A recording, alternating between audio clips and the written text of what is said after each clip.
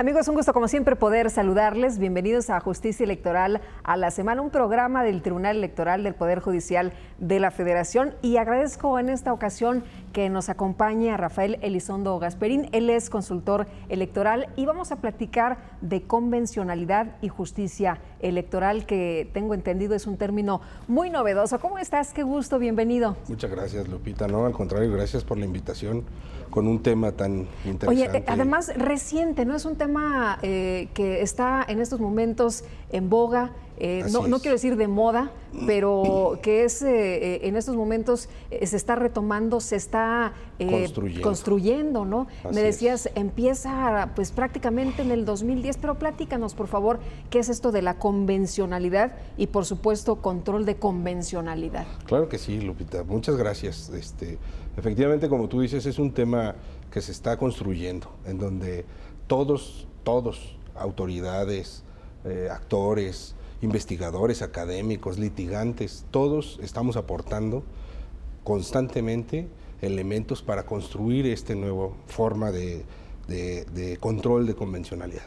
Para poder entender el control de convencionalidad me permitiría así hacer un esbozo general de los modelos de control constitucional, porque son una guía importante para entender el control de convencionalidad.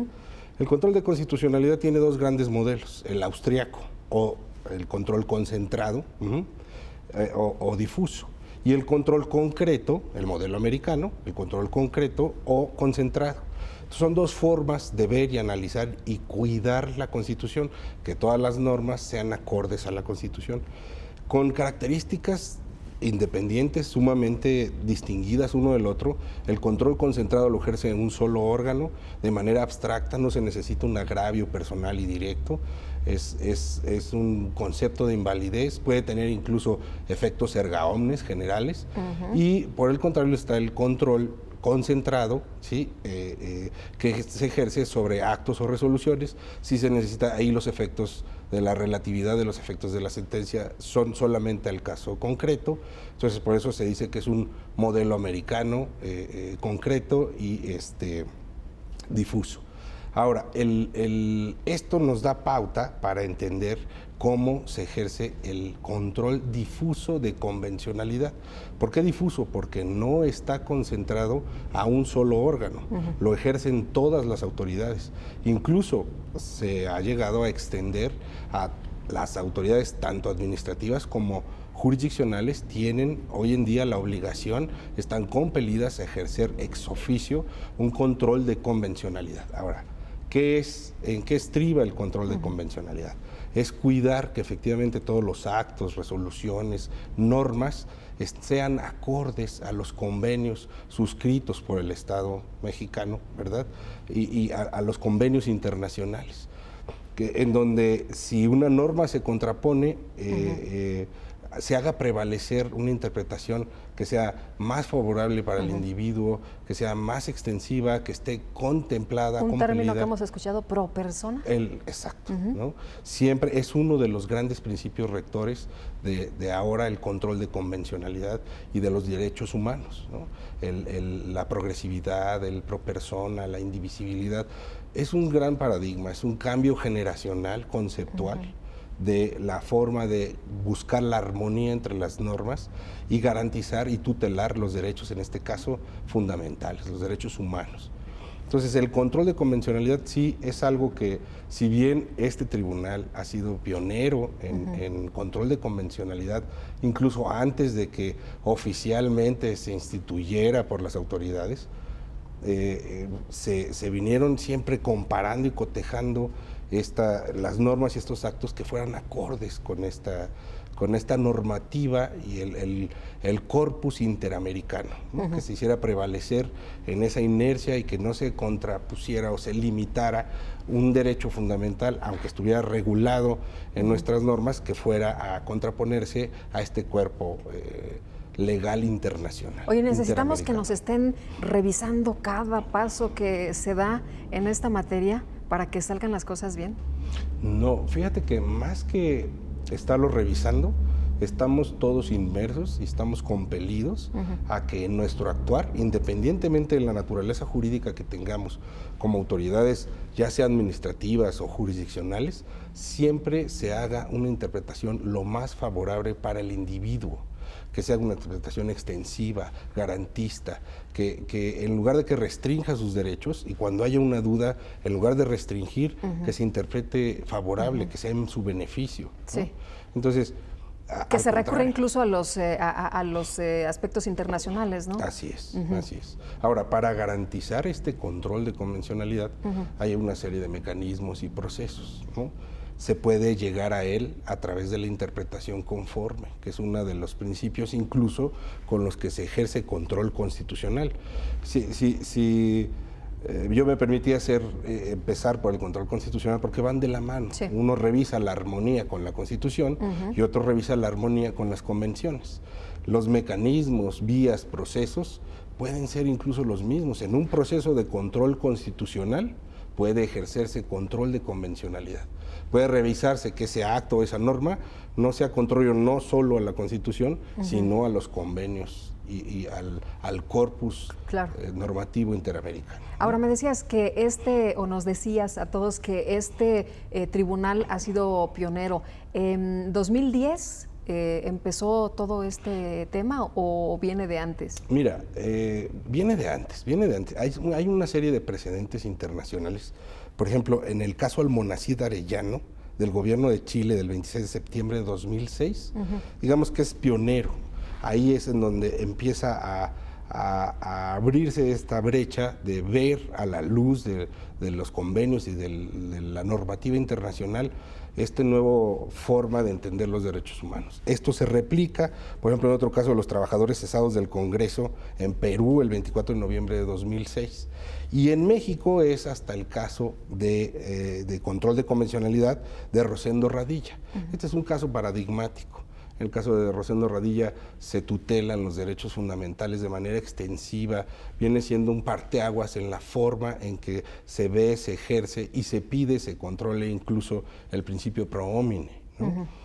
Este tribunal, antes de que esto sucediera, esto se resolvió en un asunto varios, radicado con el número 912 del 2010, se resuelve en fechas posteriores, pero antes, incluso desde el 2006, venía ejerciendo control de convencionalidad, porque la naturaleza jurídica en aquel entonces del tribunal pasó de tener la potestad de inaplicar leyes que fueran contrarias a la Constitución a una etapa de interpretación en donde se dijo que el tribunal no tenía esa potestad. Entonces, para poder ejercer ese control, se tenía que hacer una interpretación conforme y se tuvo que voltear a ver las normas internacionales y ver cómo estaba regulado. Entonces, como un derecho fundamental, cómo estaba regulado en la estructura normativa nacional, cómo podía ser modulado, garantizado, extensivo, beneficiado con la normativa internacional. Ahora no nos podemos hacer patos, ¿no? Porque aparte hay convenios que están firmados a nivel internacional. Sí, así es. Y bueno, estamos hay tratadistas que hablan de una nueva concepción contextual de un bloque de constitucionalidad. Ya dejamos esa forma tradicional que estudiamos en la escuela de la pirámide kelseniana, decir la Constitución es la norma suprema. Ahora hay una serie de normas que, si bien es cierto, están a lo mejor supeditadas a la Constitución, pero están por encima de las leyes federales, es decir, tienen una característica y una naturaleza que engrosaron ese estrato, esa cúspide de esa forma tradicional de ver a la Constitución y conforman un bloque de constitucionalidad. Entonces, sí estamos inmersos en un cambio de paradigma, estamos inmersos en un cambio de visión. Ahorita, más adelante, seguramente tenemos oportunidad de ver incluso la actuación ex oficio de las autoridades, ¿no? Es un gran reto, pues es una gran apuesta. De una vez le entramos. A ver, platícanos.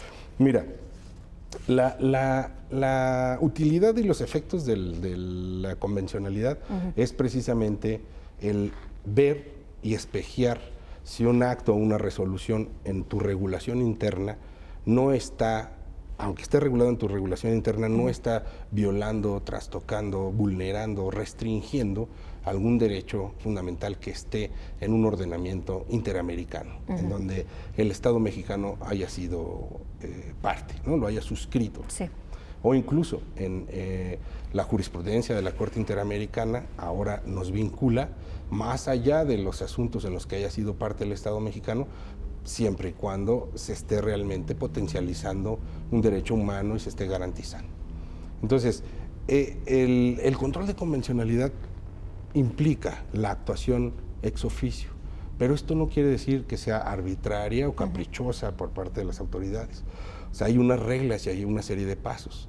El primer paso es verificar la armonía normativa, que la disposición que estás estudiando, ver si efectivamente es acorde con las disposiciones o no es acorde. En el caso de que no fuera acorde, tienes que interpretarla, por eso viene la interpretación conforme, la forma que sea la más garante de ese derecho, de la tutela de ese derecho.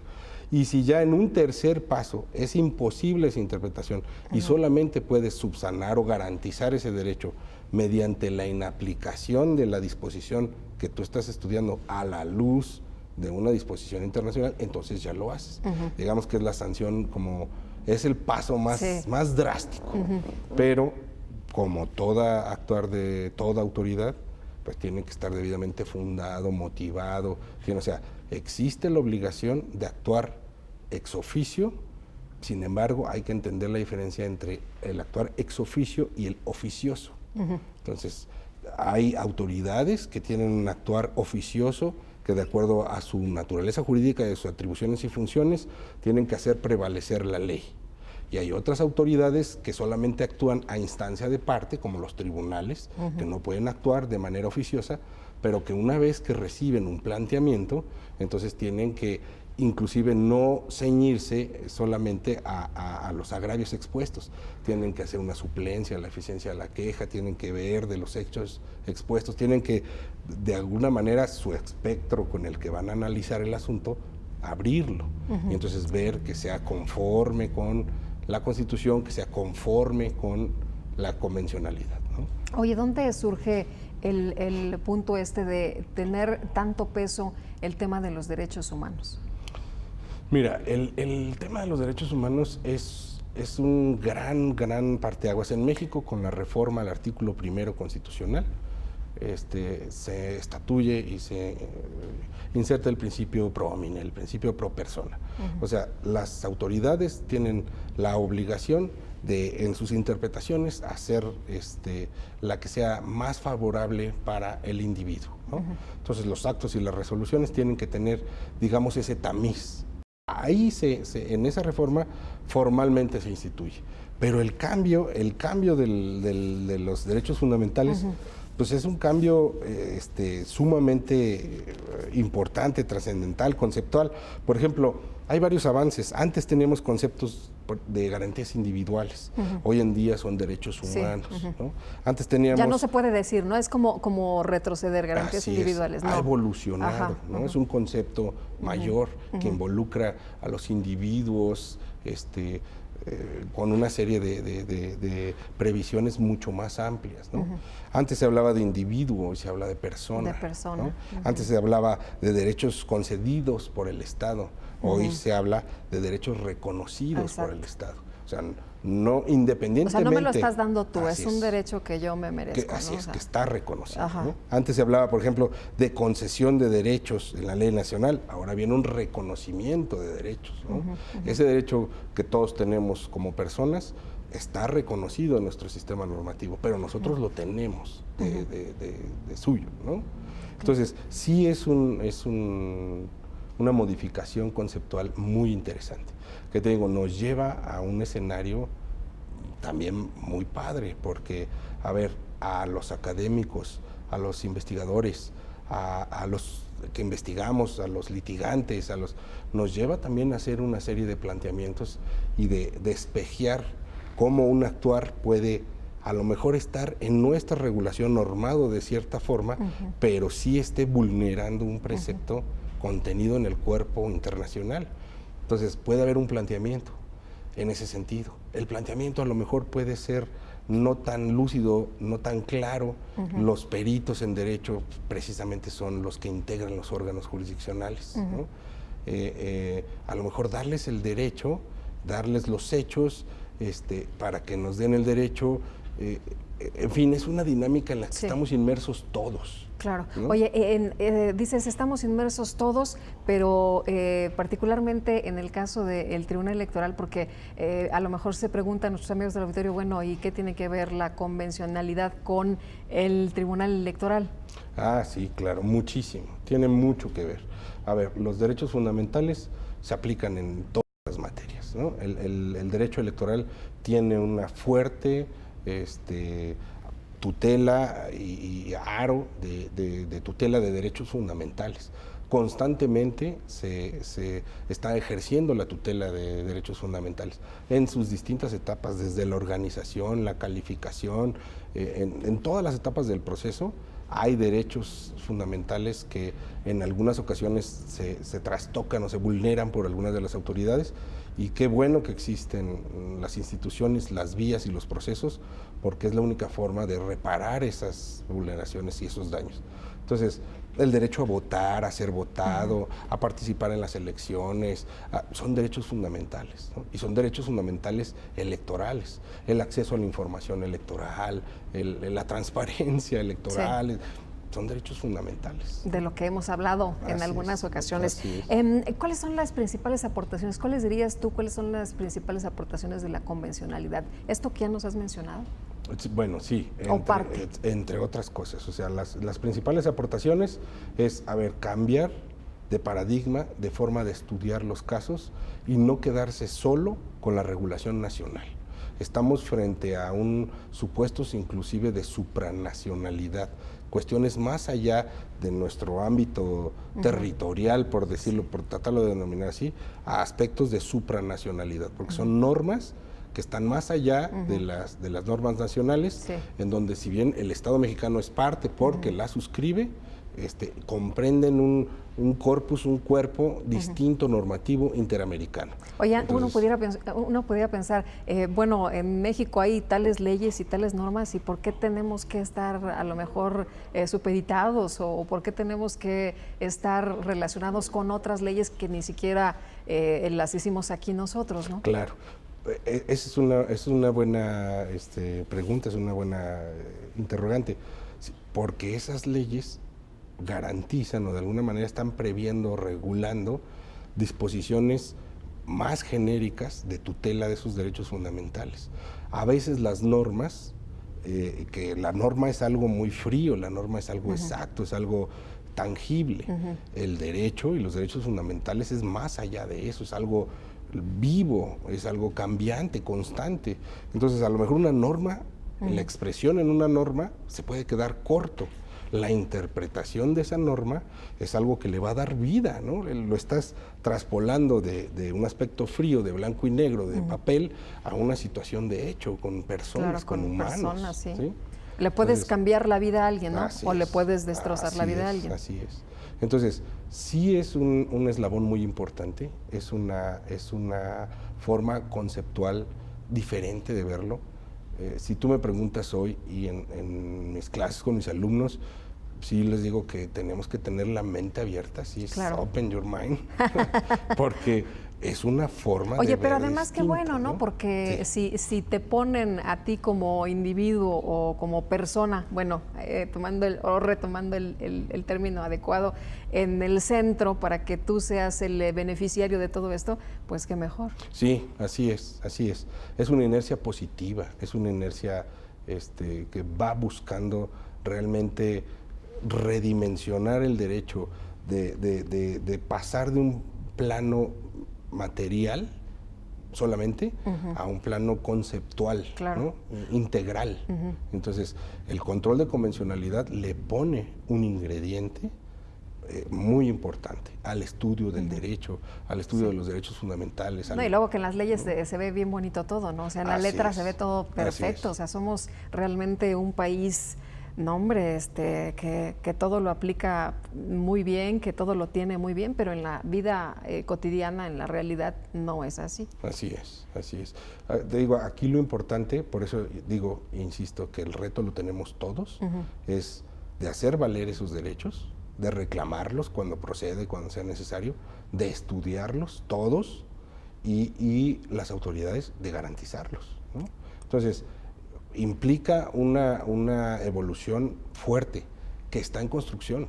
Incluso la Suprema Corte con las resoluciones que ha emitido, el tribunal con las resoluciones que ha emitido, todos los tribunales locales van construyendo, se están haciendo las piezas. O sea, si tú escuchas hoy los foros de estudio de derecho constitucional, convencional, puedes encontrar opiniones incluso contrapuestas de cuáles son los límites, hasta dónde se debe de llegar, ¿no?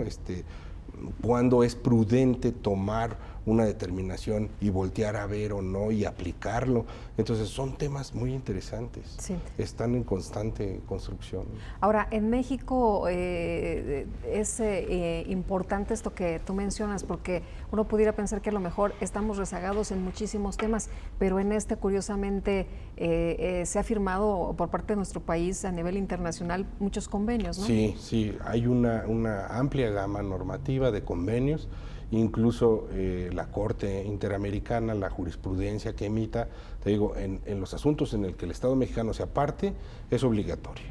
Pero también en los que no se aparte, es vinculante esa jurisprudencia, porque es la forma, son los criterios de interpretación que han dirimido o resuelto controversias en donde se han interpretado sus derechos fundamentales, pero de la forma más armoniosa en estos sistemas normativos. Entonces, es un espejo.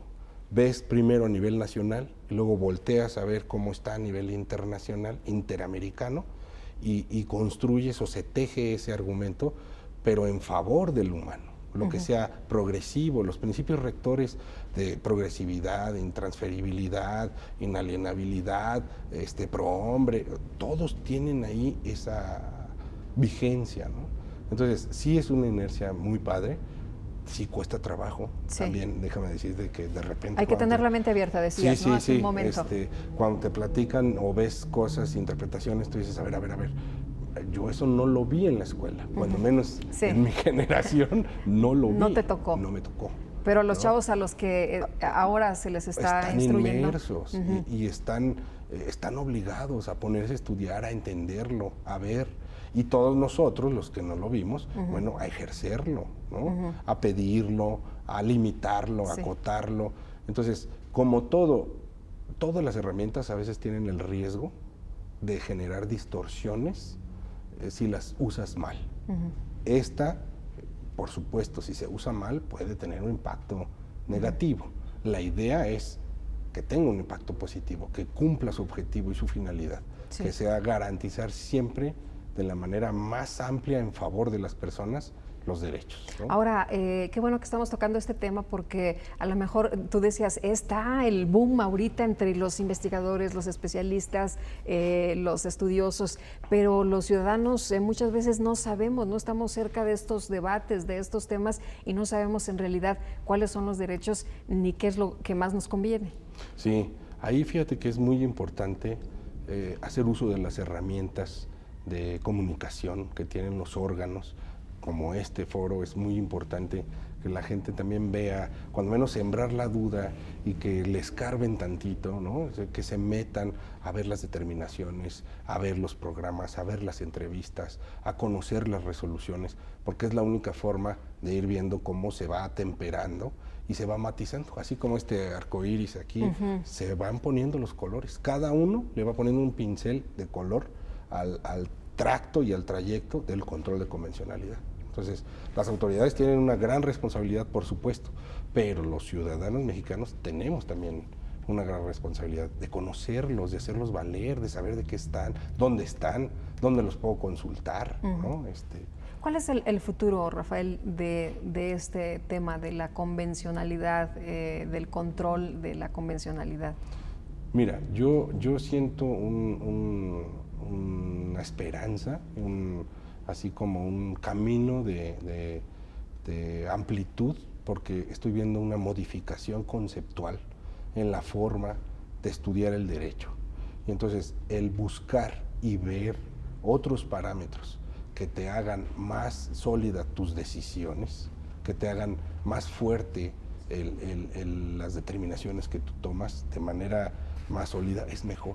Entonces, estos son herramientas, insumos que dan esa solidez, ¿sí? Para que las actuaciones no sean sobre pretexto de un control de legalidad de, está ahí en mi ley, porque dice mi ley, yo lo voy a hacer. No, a ver, a lo mejor tu ley se quedó corta o estuvo emanada en un contexto distinto que ahorita, en el caso concreto, tiene un tamiz diferente. Entonces, por supuesto que yo lo veo beneficioso, lo veo positivo. Que está en construcción, está en construcción. En el caso Radilla, por ejemplo, ¿cuánto tiempo se tardó en darse una determinación? Me decías, es pionero en este tema de convencionalidad, empezó en 2010, de hecho, Sí, fue un asunto que se radica con el número de expediente de 2010 y si no mal recuerdo se resuelve en años posteriores. Sí se tarda, pero fue parteaguas. Sí. A partir de ese momento, entonces el análisis del principio pro persona y pro homine cobra una magnitud tan grande que, digamos, si me permites el término, empapa a todas las autoridades, las obliga ya a empezar a resolver siempre tutelando ese principio. O sea, es el caso emblemático. Es un caso emblemático. Sí, es un caso emblemático. Ahora, a raíz de esos, ha habido muchos. En materia de control constitucional, la Corte ha resuelto en el ámbito de sus atribuciones cuestiones trascendentales muy importantes y el tribunal, a través de su sala superior y de sus salas regionales, también han hecho control convencional muy importante, ¿no? Han hecho interpretación conforme, han hecho inaplicaciones, han sustentado y argumentado de manera muy interesante. O sea, vale la pena meterse y conocer un poquito más. Rafael, te aprecio mucho que hayas platicado con nosotros en esta ocasión, que hayas aceptado la invitación para estar con nosotros y explicarnos, aclararnos de qué se trata todo esto y la importancia que debe mantener el ciudadano en acercarse a estos temas. Así es, no, al contrario, gracias por la invitación, porque además pues el momento es muy importante, estamos comenzando un proceso electoral, estamos con reglas nuevas, con autoridades nuevas, estamos con una situación política, social, pues también compleja. Entonces es un momento muy, muy oportuno como para sí voltear y decir, a ver, vean dónde están sus derechos, cuáles son sus leyes, cuáles son las instancias, cómo las pueden hacer valer, a quién acudir, cómo, o sea, contextualmente, ¿dónde estamos posicionados? Muy bien. Pues Rafael, muchas gracias de nuevo y muchas gracias también a usted por habernos acompañado en nombre de todo el equipo del Tribunal Electoral del Poder Judicial de la Federación. Le deseo que tenga una muy buena semana, que la pase muy bien.